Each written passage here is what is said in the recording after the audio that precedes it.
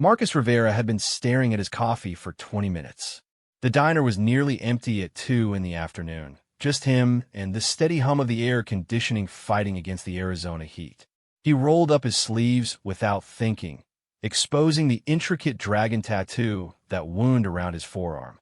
The ink was still vibrant after 12 years, the scales seeming to move in the fluorescent light. "Excuse me, sir."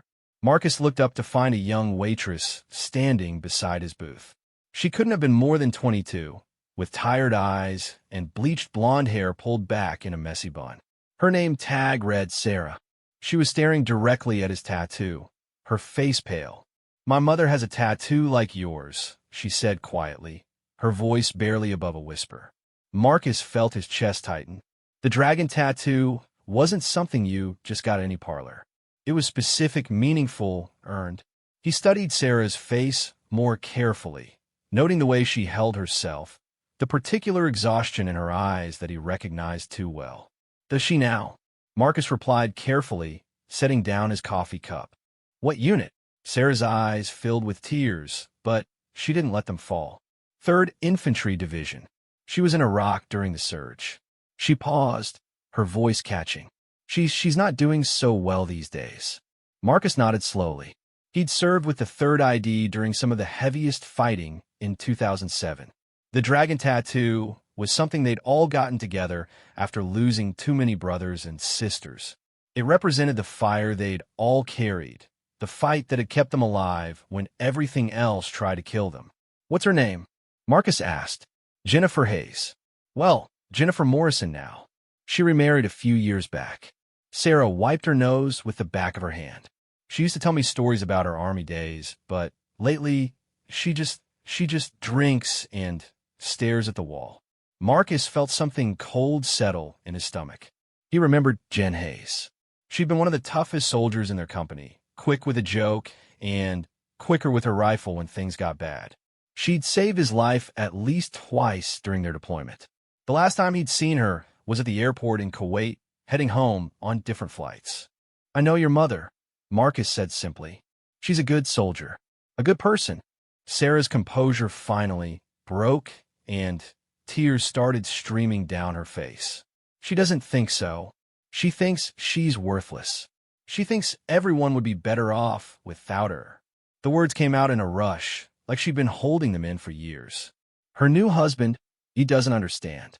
He gets angry when she has bad days. He says she needs to just get over it. Marcus felt his jaw clench. He'd heard this story too many times from too many families. The civilian world didn't understand what they'd been through, didn't understand that some wounds never fully healed. They expected warriors to just flip a switch and become regular people again, like 13 months of combat was something you could just forget. "Where is she now?" Marcus asked. "At home. She hasn't left the house in 3 weeks. Won't answer the phone, won't see anyone.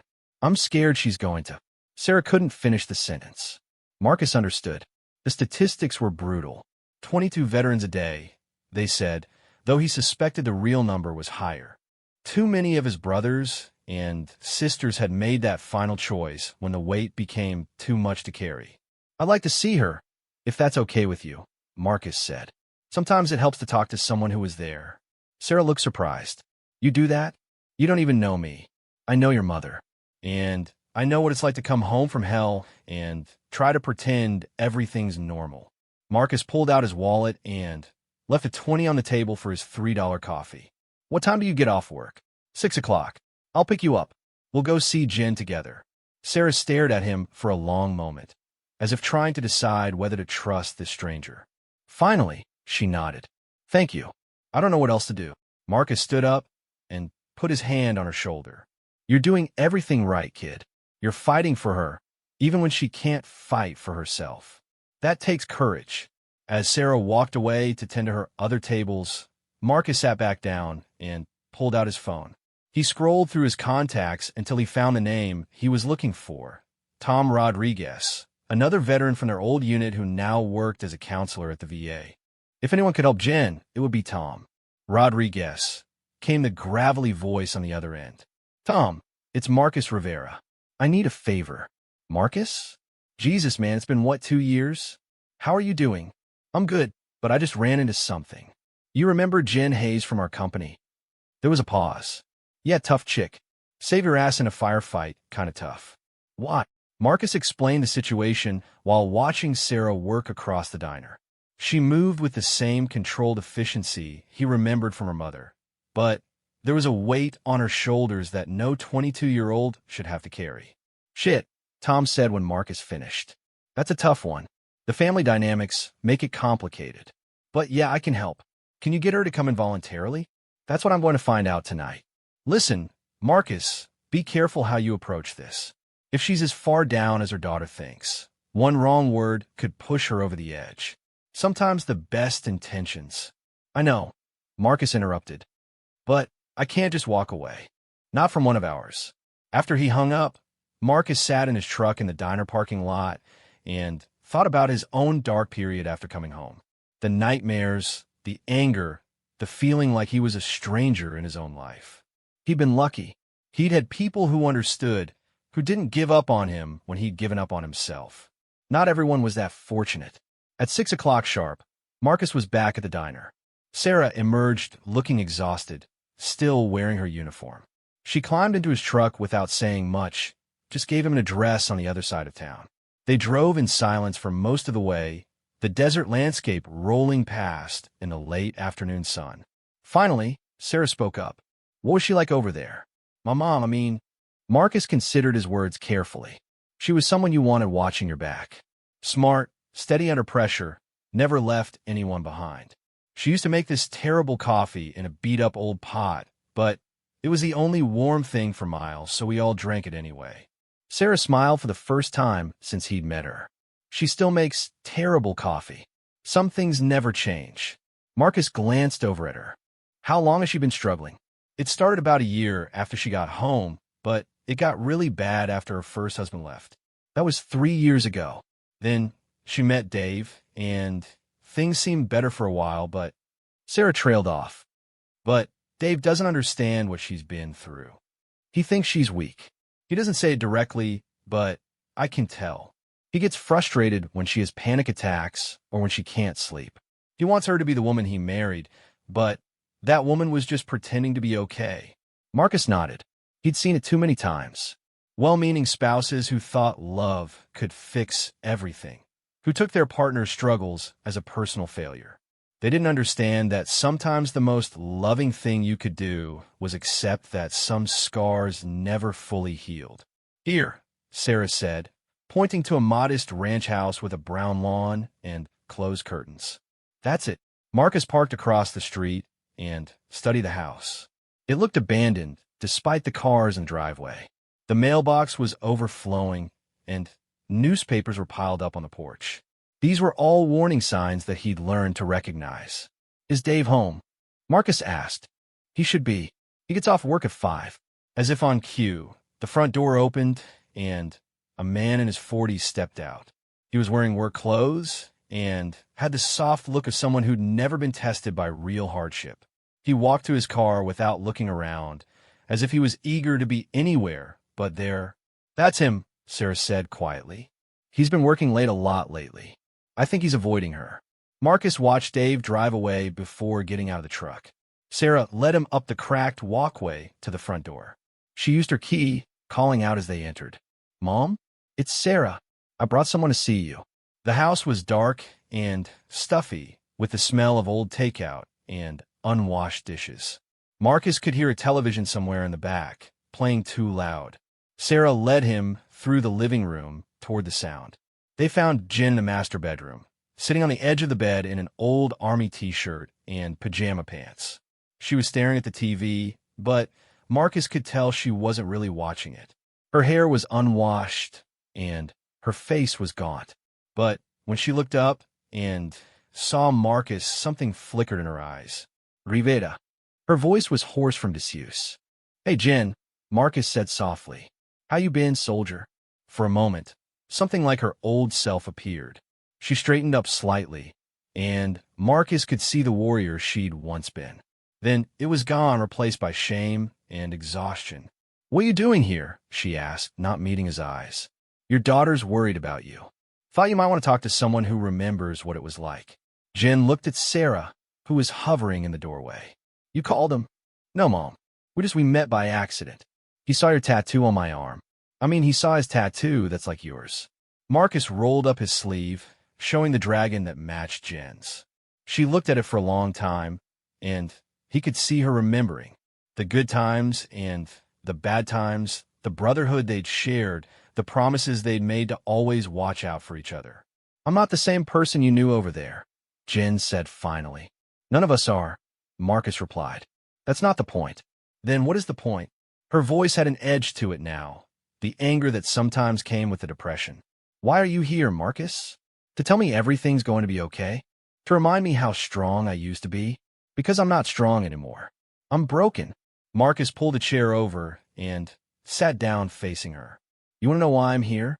Because 3 years ago, I was sitting in my apartment with my service pistol in my hand, trying to decide if I had the guts to pull the trigger.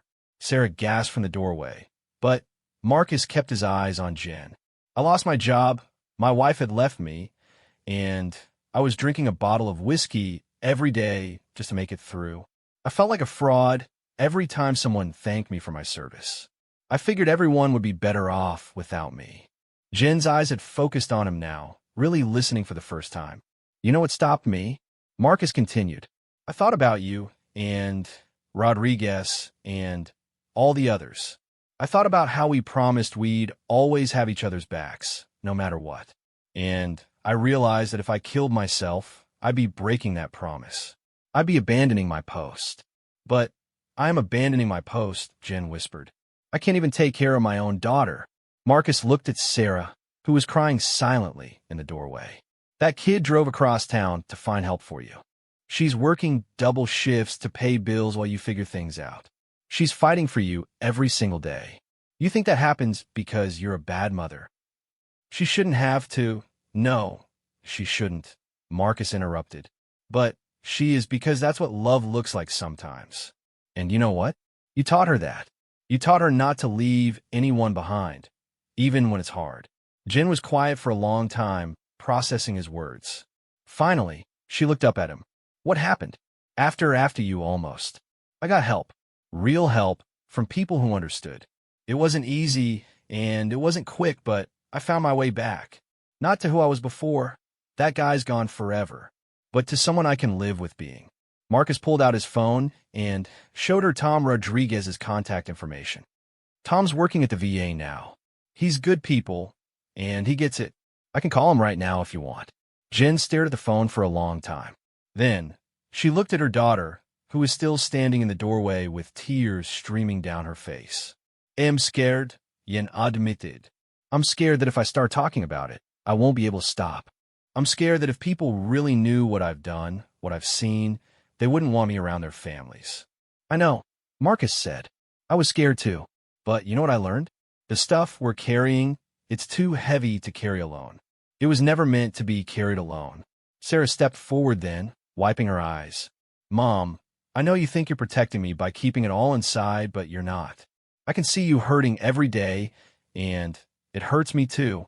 I just want my mom back, whatever version of her that is. Jen looked at her daughter, and Marcus could see the love there, buried under layers of pain and shame. It gave him hope. Okay, Jen said quietly. Call Tom. But I'm not promising anything except that I'll talk to him. Marcus smiled for the first time all day. That's all anyone can ask for, soldier. As he dialed Tom's number, Marcus looked around the dark room and made a mental note. This was just the beginning. Jen had a long road ahead of her, and it wouldn't be smooth. There would be setbacks and bad days, resistance from family members who didn't understand, and the constant battle against her own demons. But for the first time in years, she wasn't fighting alone. And sometimes that made all the difference in the world. 3 weeks after that first meeting, Marcus found himself back at the same diner, but this time he wasn't alone.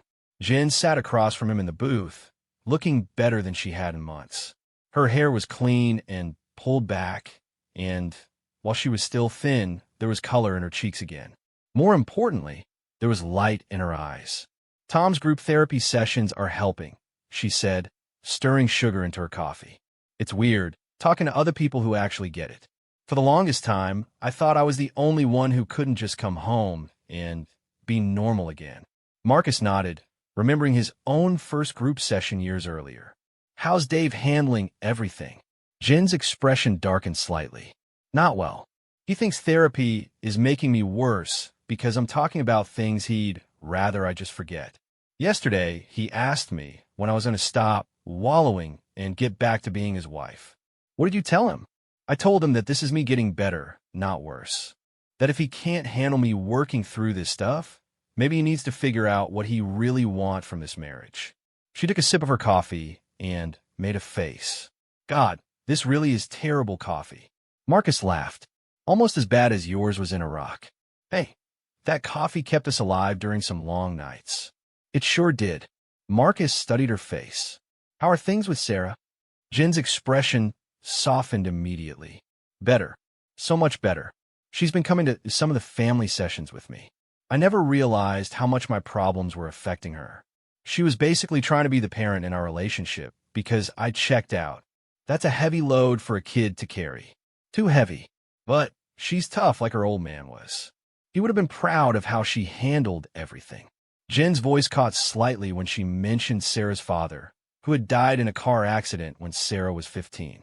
The bell over the diner door chimed, and Sarah walked in wearing her work uniform. She spotted them immediately and headed over with a genuine smile, something Marcus hadn't seen from her during their first meeting. Hey, Mom. Marcus. She slid into the booth next to her mother. How was group today? Good. Hard, but good. We talked about guilt today, about feeling responsible for things that were out of our control. Jen looked at Marcus. Marcus knows what that's like. Marcus did know. The guilt was often the hardest part to work through. The friends who didn't make it home, the decisions made in split seconds under impossible circumstances, the weight of surviving when others didn't. It was a burden that many veterans carried long after they'd turned in their gear. Dr. Rodriguez wants to meet with Dave, Jen continued. He thinks it would help if Dave understood more about what PTSD actually is, instead of just seeing it as something I need to get over. Is Dave willing to do that? Marcus asked. He says he'll think about it. Jen's tone suggested she wasn't optimistic about Dave's participation. Sarah frowned. Mom, can I ask you something? Of course, honey. Why did you marry him? I mean, really. You were doing okay on your own for a while after Dad died. Then Dave came along, and suddenly you were trying to be someone you weren't. Jen was quiet for a long moment, considering her daughter's question. I think I was tired of being alone with all the noise in my head. Dave seemed so normal, stable. I thought maybe if I could just blend into his normal life, all the military stuff would just fade away. But it didn't work like that, Marcus observed. No, it didn't. If anything, trying to pretend I was fine made everything worse. I was putting all this energy into being what he wanted me to be, and I had nothing left for dealing with the real issues. Sarah reached over and squeezed her mother's hand. You don't have to pretend anymore, Mom. Not with me. Not with anyone. The conversation was interrupted by the distinctive ring of an old-fashioned bell. The diner's owner, an elderly man named Earl, was behind the counter dealing with what looked like a difficult customer. The man was middle-aged, wearing expensive clothes, and his voice was getting louder by the minute. I don't care what your policy is, the man was saying. I want my money back, and I want it now. This place is a dump, and the service is terrible. Marcus looked over and saw that the customer was berating Sarah's co-worker, a teenage girl who looked like she was about to cry. Without thinking, Marcus stood up and walked over to the counter. Is there a problem here? He asked calmly. The angry customer turned to face him. Yeah, there's a problem. This place is run by incompetence, and I want my money back. Marcus glanced at Earl, who looked embarrassed and frustrated. What exactly happened? I ordered eggs over easy, and they came out over hard. When I complained, this little girl here had the nerve to tell me that's how they came. Like I don't know how I ordered my own food. The teenage waitress spoke up nervously. Sir, I checked with the cook, and he said you ordered them over hard. But I offered to have them remade. I don't want them remade now. I want my money back. Marcus could feel his old instincts kicking in. This was the kind of situation he'd learned to handle differently after years of therapy. Instead of escalating, he took a breath and tried de-escalation. Sir, it sounds like there was just a miscommunication about the order. These things happen sometimes. Earl here runs a good place, and I'm sure they'd be happy to make it right. The customer looked Marcus up and down, taking in his military bearing and the visible edge of his dragon tattoo. Oh great, another military tough guy. Let me guess, you think I should just accept terrible service because this is America and freedom isn't free, right? Marcus felt something cold settle in his chest. The man's tone was mocking, dismissive. It was the same tone he'd heard from people who had opinions about the war, but had never been anywhere near it themselves. Actually, I think you should treat service workers with basic human respect, Marcus said, his voice still calm, but with an edge to it now. Service workers? The man laughed. These people are barely qualified to flip burgers. And you military types, you all think you're heroes, but you're just government employees with guns. The diner had gone quiet. Marcus was aware of Jen and Sarah watching from their booth, along with the other customers. He could feel his anger building, the same rage that had gotten him into trouble in the early days after his return. But he also remembered what Tom had taught him about choosing his battles. You know what? Marcus said, pulling out his wallet. Let me pay for your meal. Then you can leave, and everyone here can get back to having a peaceful afternoon. The man looked surprised by the offer, but also suspicious. Why would you do that? Because life's too short to spend it being angry about eggs, Marcus replied. And because these folks don't deserve to deal with someone taking their bad day out on them. Before the man could respond, Jen appeared beside Marcus. She looked at the customer with the same steady gaze she'd once used to assess threats in a war zone. Sir, she said quietly, I don't know what's going on in your life that's making you act like this, but I can tell you that being cruel to people who are just trying to do their job isn't going to fix it. The man started to respond angrily, but something in Jen's tone stopped him. Maybe it was the calm authority in her voice, or maybe it was just the unexpected kindness of strangers offering to help when they had no reason to. Whatever, he muttered finally. Keep your money. This place isn't worth it anyway. He left without another word, the bell over the door chiming harshly as it closed behind him. Earl came over to Marcus and Jen, shaking his head. You folks didn't need to do that.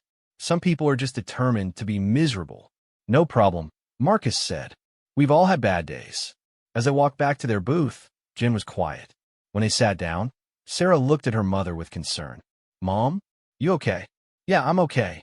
It's just 6 months ago, I would have hidden in the bathroom if something like that happened. I wouldn't have been able to speak up, wouldn't have been able to help. But you did speak up, Marcus pointed out. You handled that perfectly. I felt like myself again just for a minute, like the person I used to be before everything got so complicated. Jen looked at her daughter. Is this what it was like for you, watching me disappear? Sarah nodded, tears welling up in her eyes. Sometimes I felt like I was living with a ghost. You were there physically, but the real you was gone somewhere I couldn't reach. I'm sorry, honey. I'm so sorry for putting you through that. Mom, you don't need to apologize. You were sick. You're getting better now, and that's what matters. Marcus watched the exchange between mother and daughter, remembering similar conversations he'd had with his own family during his recovery. The guilt was always the hardest part. Not just the guilt from whatever had happened overseas, but the guilt about how the struggle had affected the people they loved. You know what I learned in therapy? Marcus said, the people who love us don't need us to be perfect. They just need us to keep trying. Jen wiped her eyes with a napkin. Tom says recovery isn't linear. That I'll have good days and bad days, and that's normal. He's right. But the fact that you stood up for that young waitress tells me you're finding your way back to who you really are. Who I really am, Jen repeated thoughtfully. I'm not sure I know anymore. You're someone who doesn't let people get picked on when you could do something about it, Sarah said. You're someone who makes terrible coffee, but shares it anyway. You're someone who kept other soldiers alive in a war zone. You're my mom. Jen smiled through her tears. What did you get so wise? I had a good teacher, even if she forgot for a while. Marcus's phone buzzed with a text message. He glanced at it and frowned. Everything okay? Jen asked. It's from Tom.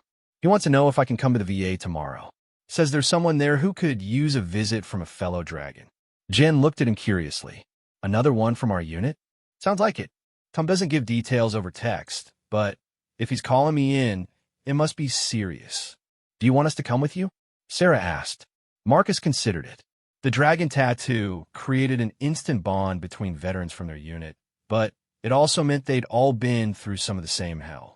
Sometimes that could be helpful in reaching someone who was struggling. Other times, it could be overwhelming. Let me see what the situation is first, he said. But I might take you up on that offer.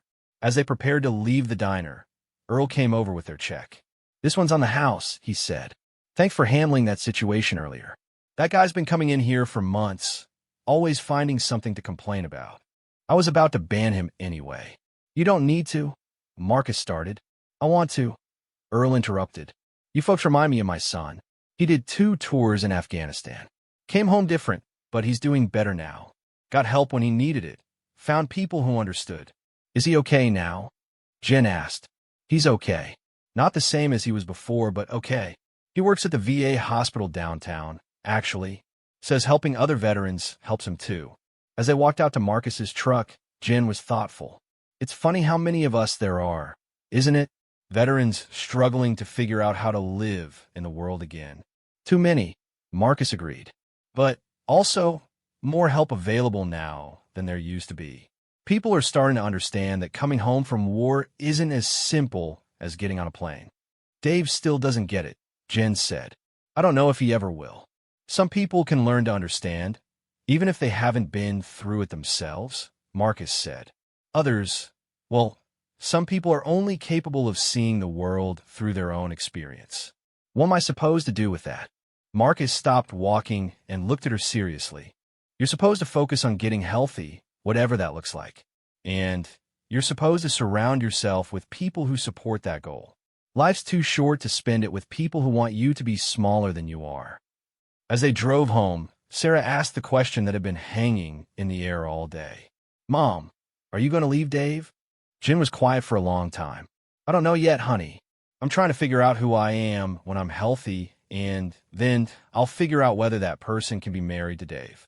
What if the answer is no? Then I'll deal with that when I get there. But I'm not making any big decisions until I'm stronger. Tom says that's important, not to make major life changes when you're still in crisis.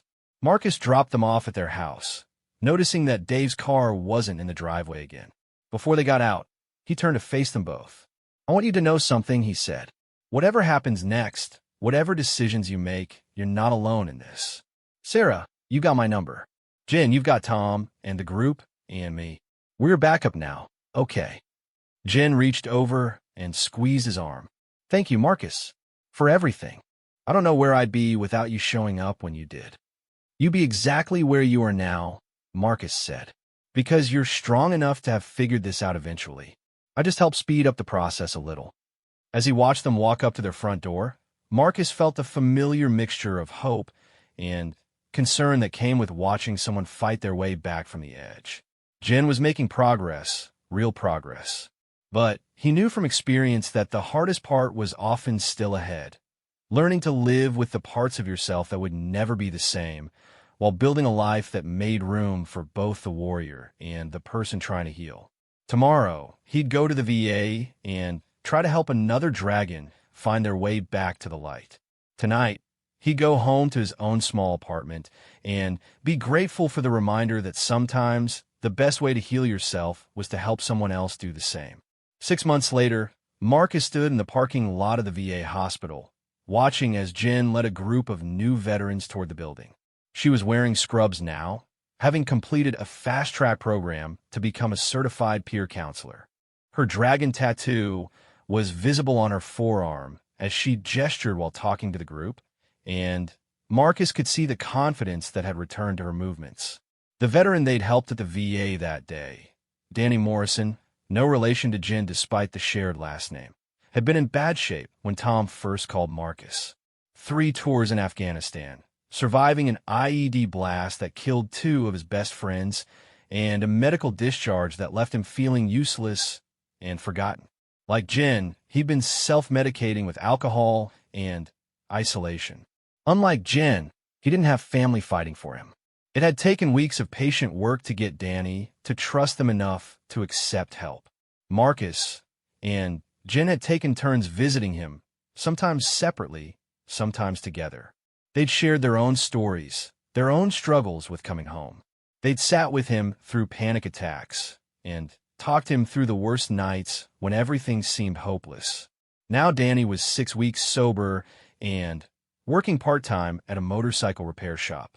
It wasn't a complete transformation, recovery never was, but it was progress. And progress was everything in this fight. Marcus. He turned to see Sarah jogging across the parking lot, wearing the uniform of a nursing student. She'd started college that fall, inspired by watching her mother's recovery to pursue a career helping others heal. "Hey kid, how was class today?" "Exhausting but good. We learn about trauma-informed care, actually. Made me think about everything Mom went through and how different things might have been if the people around her had understood what that really meant." Marcus nodded. The healthcare system was slowly learning to recognize and treat trauma more effectively, but it was a long process. Too many veterans had fallen through the cracks while the system caught up to what they actually needed. "Speaking of your mom, how's she doing with the Dave situation?" Sarah's expression grew complicated. "They're getting divorced. The papers were filed last week."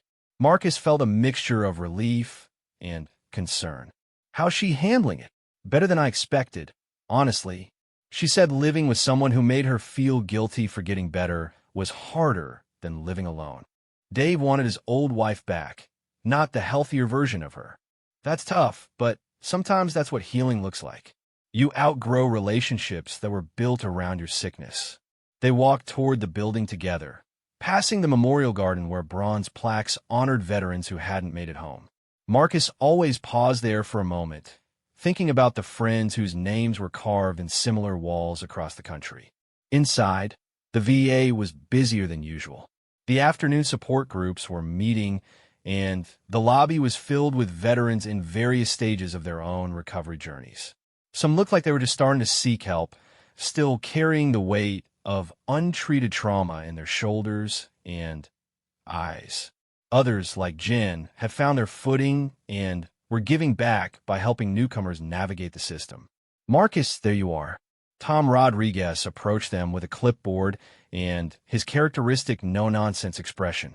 As the head of the peer counseling program, he'd built something remarkable here, a community where veterans could help other veterans heal. "What's the situation?" Marcus asked. "Remember that group of National Guard soldiers who came back from Syria last month? One of them, a kid named Alex Chun, is having a rough time. Family doesn't understand, civilian friends treat him like he's broken, and he's starting to isolate. Sound familiar?" Marcus sighed. The story was always the same, just with different details. Young soldiers who'd seen things no one should have to see, coming back to a world that expected them to just slop back into their old lives, as if nothing had changed. "Dragon?" Marcus asked. Tom shook his head. "Different unit, but he saw some of the same stuff you guys did. IEDs, casualties, the whole thing. His squad got hit pretty bad on their last patrol. He's carrying survivor guilt and having nightmares." "Where is he now?" "Group therapy room 3. Jen's been working with him for the past 2 weeks, but she thinks he might benefit from talking to someone who's been where he is and came out the other side." Marcus found Alex in a small room overlooking the memorial garden. He was young, maybe 24, with the kind of hyper-alertness that Marcus recognized immediately.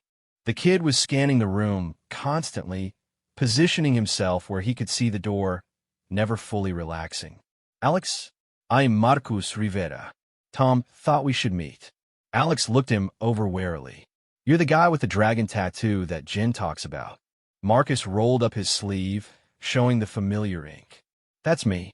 Tom says you've been having a tough time adjusting." "Adjusting?" Alex laughed bitterly. "Is that what they're calling it? I can't sleep through the night. I jump every time a car backfires, and I spent an hour yesterday crying in a grocery store because they were out of the kind of soup my buddy Jake used to make for us. But sure, I'm adjusting." Marcus sat down across from him, maintaining a respectful distance. "How long has it been since you got back?" 3 months, 2 weeks for days. Alex recited it like he was marking time until a sentence was served. Everyone keeps telling me it gets easier, but it doesn't feel like it. It gets different, Marcus said. Not easier, exactly, but different. You learn to carry it differently. Jen said you almost killed yourself. Marcus was surprised by the directness, but he appreciated it. In his experience, the veterans who were willing to talk about the hard stuff honestly were the ones most likely to get better. I did. Came very close. What stopped me wasn't some moment of inspiration or sudden hope for the future. What stopped me was remembering that other people were counting on me, even when I felt like I didn't matter to anyone. Alex was quiet for a moment. I don't think anyone's counting on me. My parents just wanted to go back to school and pretend none of this happened. My girlfriend broke up with me because she said I was too intense now. My civilian friends don't know what to say to me, so they just don't say anything. What about Jake's family? The buddy who made the soup? Alex's face crumpled slightly. They blame me. Jake died trying to help me when our convoy got hit.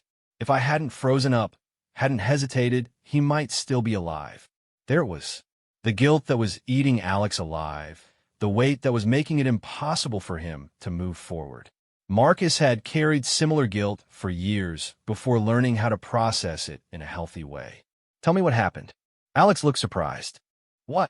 Tell me exactly what happened during that attack. Not the version you've been telling yourself. Not the version where you're the villain. Just what actually happened. For the next hour, Alex walked Marcus through the IED attack that had killed his friend. He described the confusion, the noise, the split-second decisions that had to be made with incomplete information and under fire. As he talked, Marcus could see the young soldier starting to separate fact from a story of guilt and responsibility he'd been carrying. So Jake was already moving toward the wounded soldier when you shouted for him to wait. Marcus summarized when Alex finished. You weren't hesitating. You were trying to assess whether it was safe. Jake made his own decision to move anyway. But if you had moved faster, you might both be dead, and that wounded soldier too. Jake made a choice. A brave choice, maybe not the smartest choice, but his choice. You don't get to take that away from him by making it your fault. Alex stared at Marcus for a long time, processing this perspective. How do I live with that? The same way I learned to live with losing people I cared about. You honor their memory by taking care of yourself, and the people still here who need you. Jake didn't die, so you could spend the rest of your life punishing yourself. He died trying to save someone. The best way to honor that is to live a life worth the sacrifice he made. Over the following weeks, Marcus, Jen, and Tom worked with Alex using the same patient, persistent approach that had worked with Jen. They helped him process his guilt, taught him coping strategy for the nightmares and anxiety, and gradually introduced him to other veterans who understood what he was going through. The breakthrough came during a group session where Alex was talking about his struggles with his family's expectations. An older veteran named Bill, who'd served in Vietnam, stopped in mid-sentence. Kid, let me tell you something.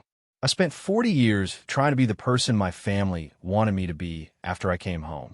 40 years pretending that what I'd seen and done didn't matter, that I could just go back to being who I was before. You know what that got me? A drinking problem, 2 failed marriages, and kids who didn't know their real father because I was too busy playing the role of who they thought I should be. Bill leaned forward, his voice intense, but kind. Don't waste 40 years like I did. Figure out who you are now, with everything you've been through, and be that person. The people who love you will adjust. The people who can't adjust, well, maybe they weren't really loving the real you anyway. Alex broke down, crying then, finally releasing some of the pressure he'd been carrying. Marcus watched from across the circle, remembering his own breakthrough moment years earlier. It was always different for everyone, but the pattern was usually the same, holding it all in until the weight became unbearable, then, finally, accepting help and beginning the slow work of rebuilding. After the session, Jen approached Marcus in the hallway. I wanted to thank you again, she said. Not just for helping me, but for showing me that I could help other people too. This job, working with other veterans, it's given me a purpose I didn't know I was missing. How are things with Sarah? Great. Really great. She's thriving in school, and our relationship is stronger than it's ever been. Turns out when you stop trying to pretend you're okay, you can actually be okay. And how are you doing with the divorce? Yen shrugged. It's hard, but it's right. Dave and I wanted different things.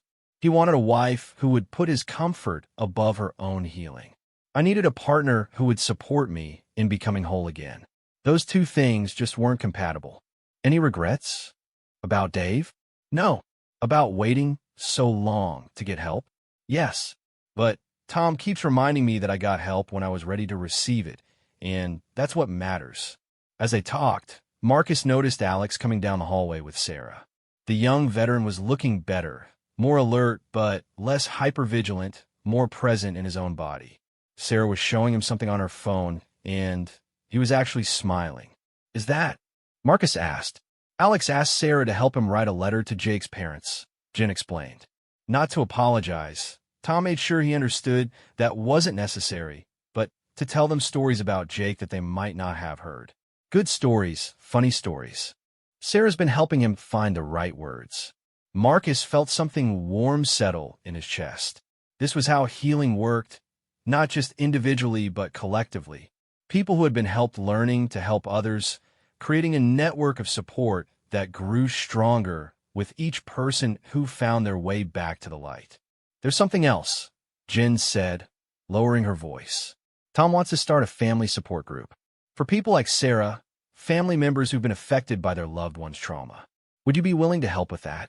Marcus thought about Sarah, working double shifts while her mother struggled, trying to be strong enough for both of them. He thought about all the other family members he'd met over the years who'd been carrying their own invisible wounds from watching someone they loved fight battles they couldn't understand. Yeah, he said, I'd be willing to help with that. Later that evening, Marcus sat in his apartment, looking at a photo from the group's latest gathering. Jen was in the center, surrounded by Alex, Danny, and several other veterans they'd helped over the months. Sarah was there too, along with some of the other family members who'd joined their informal support network. Everyone was smiling, but more than that, everyone looked present. Not the forced smiles of people pretending to be okay, but the genuine expressions of people who'd found their way through hell and discovered they were stronger than they'd ever imagined. Marcus's phone buzzed with a text from Jen. Dragon family dinner Sunday at my place. You're invited. Sarah's making her famous terrible coffee in your honor. Marcus smiled and typed back, wouldn't miss it. He thought about the young waitress who'd approached him in a diner months ago, desperate for help with a mother who seemed lost forever. He thought about Jen, sitting in that dark bedroom, convinced she was too broken to be worth saving. He thought about Alex, carrying guilt that wasn't his to carry, and Danny, drinking himself toward oblivion rather than face another day. All of them had found their way back, not to who they used to be, but to who they were meant to become. It hadn't been easy, and it hadn't been quick, but it had been possible. And in helping others, they'd all discovered something that military training had tried to teach them, but combat had made them forget. No one fights alone when they don't have to. The dragon tattoo on Marcus's arm seemed to catch the light from his window, the scales appearing to move in the shifting shadows. Dragons, according to legend, guarded treasure. Marcus had learned that sometimes the treasure wasn't gold or jewels. Sometimes it was simply the knowledge that survival was possible, that healing was real, and that the bonds forged in fire could light the way home for others still lost in the dark. Outside his window, the city hummed with life. Families having dinner, students studying for exams, workers heading home from late shifts. Normal life, the kind of life he'd once thought was lost to him forever.